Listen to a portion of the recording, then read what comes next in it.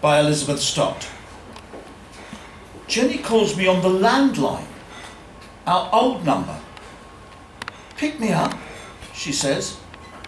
"I can't seem to find my way home." She sounds frightened, young, lost. But she was all of these things in the end. The end. Her end. She was 28.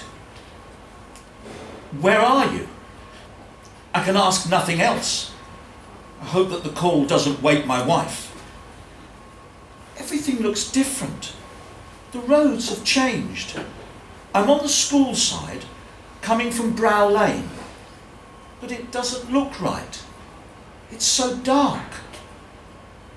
The roads were changed years ago. We got a bypass. She couldn't have known. The phone goes quiet, but there's no dial tone, just a faint hiss. I carry the handset into the living room.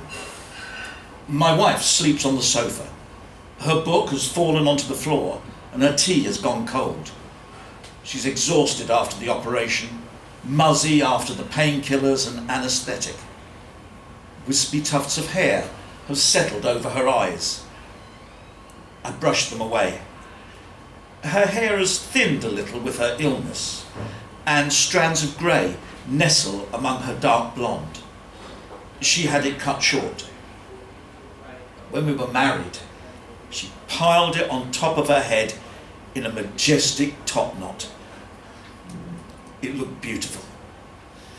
She had hoped to delay the operation until after our anniversary, but the consultant wagged his finger. That will not do. We have been married for 16 years. She wants to get to 17 and 17 more. I hope that will happen. It is possible. We never managed a family, but we accepted that that wasn't meant to be. But we had plans, ambitions. Jenny's voice comes through again. "David, are you there?" Only Jenny ever called me David. To my wife and to everyone else, I'm Dave. "How can you be calling me?" "I got a mobile phone, remember?" I can imagine her saying, "Silly David." "I want to come home now, but it's all so bloody dark. I don't know where I am." She makes a sound like a sob. "Please come and get me. It's cold here. Water is pouring in. I can hear faint noises that sound like water and crumbling rock." My wife stirs a little, taking a sudden deep breath, releasing it with a shudder. Our wedding photographs line up on the shelf behind her head. The older couple with everything set up for a comfortable life. The photographs of Jenny and me were taken by her brother with a borrowed camera. They're now wrapped in tissue paper in a sealed box in the loft. "Please come and get me." "I can't, Jenny. You know I can't." "I want to come home now." Her voice is like a child's when waking from a bad dream. "You are my husband. You love me. We have this big future together. Remember? 3 children, a beautiful garden, a room just for books." She loved books. The library we have now would surely have met her approval. Perhaps she would have had more volumes about plants and nature. She was always outside. I think of Jenny as a young woman with a swag of thick brown hair that swung across her face when she laughed. She had bony shoulders, a straight back.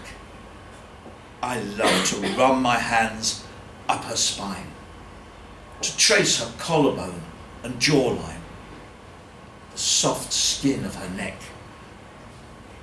The details of her face are now only clear to me in the photographs. I haven't looked at them for years. Today she would maybe have some grey hair, a few lines, gain some weight. We would have been married for almost 30 years. The woman on the phone sounds like someone who could be my daughter. I did love you very much, but you are dead. Do I sound like I'm dead? Come and get me. I'm frightened. I'm frightened, David. Really frightened. Her using my name again is chilling. An image, a memory of us dancing at our wedding floods into my head. We had a live band. Everyone was dancing, everyone was laughing. I whirled her around. Her white dress spun like sugar smoke. She smelt of sweat, and life and hope. We were married for 5 years. Don't leave me. You don't know for sure I'm dead. You never saw my body. That's true. There were no bodies found. Campers caught out by a landslip, Jenny amongst them. She joined a group of plant enthusiasts for a weekend's foraging. The hillside collapsed after excessive rain. 3 of them were never accounted for, perhaps swallowed by a forgotten mine shaft. They found only traces. A tent, a walking boot, a primer stove, a book. I was sure that was the book that she had been reading. Another wedding, low-key, small, exclusive restaurant, a few friends, no family, no dancing. The woman on the phone is young. She wants to dance, to taste happiness, life.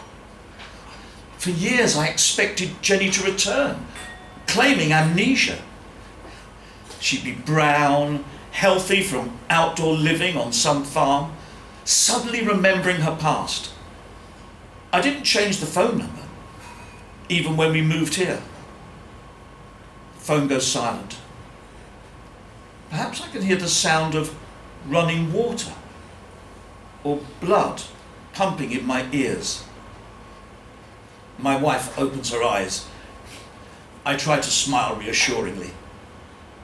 She smiles back at me. It was so cold, she says, like I was underwater.